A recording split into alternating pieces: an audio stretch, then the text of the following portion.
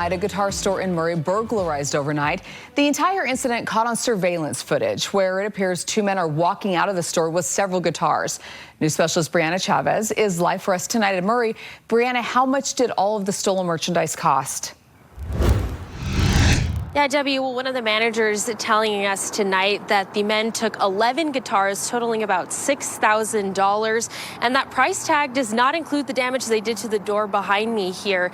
This is the second time, actually, that they've been burglarized this year alone, and the manager tells me that he's hoping the surveillance footage is enough to capture these suspects.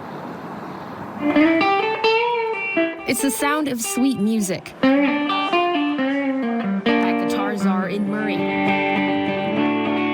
it was something else that struck a chord with employees Saturday morning. A lot of glass, and this rock was there. The store burglarized overnight by two men. A white Ford Transit Connect that backed up into the handicap stall right out front there. All caught on camera. A guy in the passenger seat just came out and just wham! They were prepared with that rock too. Throwing this large rock against the door multiple times. You can see he's kind of struggling to get in there. Before making his way in. The necks are just getting leaned up against broken glass. I'm sure that's just great for resale value. The alleged burglars even coming back a second time. I don't think that there's really any prep for getting that phone call at 6 in the morning, just like, hey, your alarm's going off. There's been a break-in detection or whatever. Assistant manager Cameron Anton says he never forgets a face. He thinks he knows who the suspects might be. As soon as I saw the security footage, it was a little bit easier to identify one of the individuals.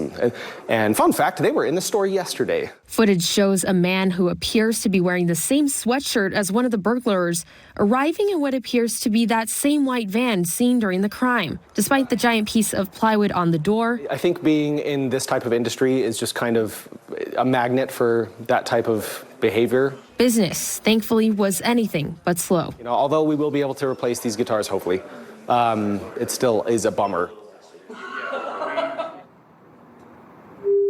Yeah, definitely a bummer, but could have been a lot worse. We did reach out to Murray City Police today, but we haven't been able to confirm if they've made any arrests tonight. We'll, of course, keep you updated on air and online at KSLTV.com. I'll send it over back to you, Debbie. Yeah, we really hope they find who's responsible. Brianna Chavez, thanks for that story tonight.